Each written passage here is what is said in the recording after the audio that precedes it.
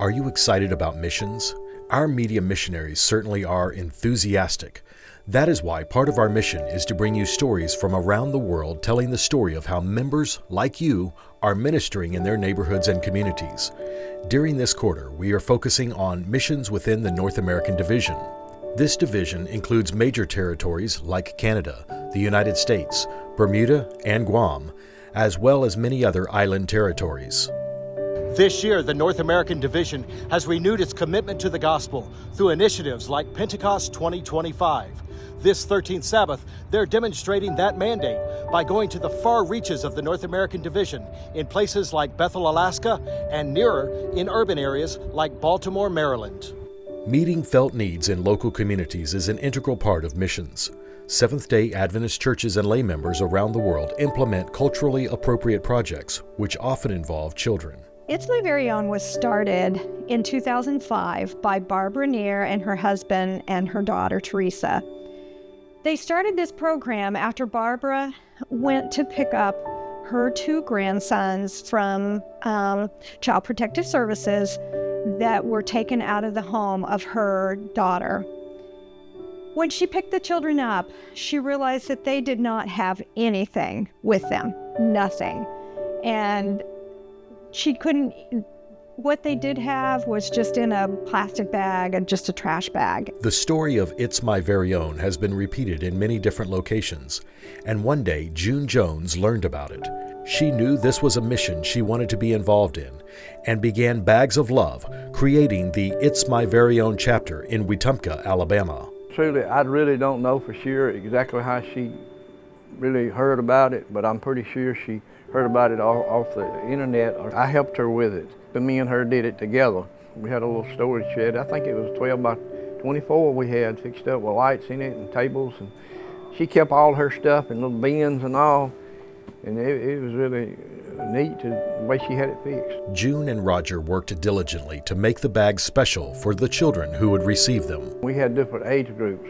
You know, we did bags for up to 3 and then up to 6, 9, and 12 and 15. It really made her happy to be able to do the Bags of Love to do for the community. Roger and June loved to help others in their community. Me and my wife June believe in helping our community and doing things for our community and serving our community. So that's what we did. We fixed it up and we got our license the first try, a nonprofit organization license the first time. And we served, she had 8 or 10 every day at the senior center, and she was back on track and she was happy again, and she enjoyed doing what she was doing for the community. As Roger and June served the children in their community, they found satisfaction in meeting the needs of the vulnerable. Then the unthinkable happened. We went to Birmingham and they diagnosed us with fibrosis of the lungs, and they wanted to give her some high-powered medicine and she didn't want to take it. So we found a natural doctor in Montgomery, and this natural doctor kept her going for almost 3 years. As June's health declined, the Bags of Love project weighed heavily on her mind. She made me promise to her that I would keep these Bags of Love going. For the past 5 years, Roger has kept June's dream going. This time of year is one of the special times for packing the bags. Christmas time is a special time of the year for kids. You know, we was kids at one time and we always enjoyed getting something for Christmas. So what we do, we put the Bags of Love in there. We put the animals in there. We go to the Dollar Tree. We buy toothpaste, toothbrushes, Bibles, colors and color books, hair shampoo, mirrors for the little girls, gloves for the boys.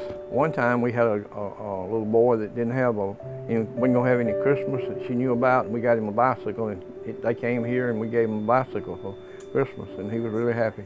Sourcing the materials for the bags is a labor of love, and sometimes it's not easy to find items to fill the bags. That's when donations are an important part of the project.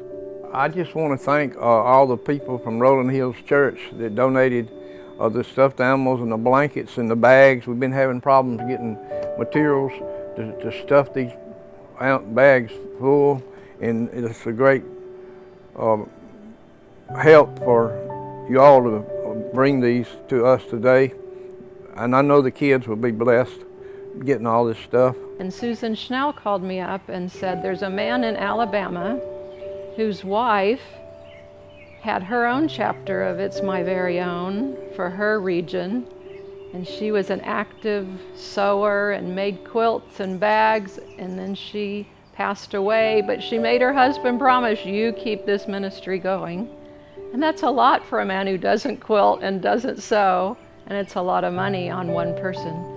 So when Susan told me about that man, I talked to the ladies in the group, and we all said, oh yeah, we'll help him.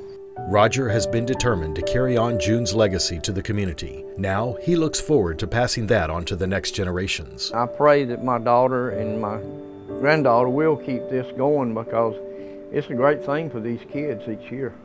Has Roger and June's story inspired you to do something similar in your community? You can start your own chapter by learning more about It's My Very Own at imvo.org. In this quarter's episodes of Mission Sonlight, you will hear and see how members in other communities in the North American Division are reaching their friends and neighbors. You'll learn about a center of influence for Alaska Natives in Bethel, Alaska, as well as an urban life center, a church outreach in Baltimore, Maryland. Reporting from the North American Division, this is Mission Sonlight.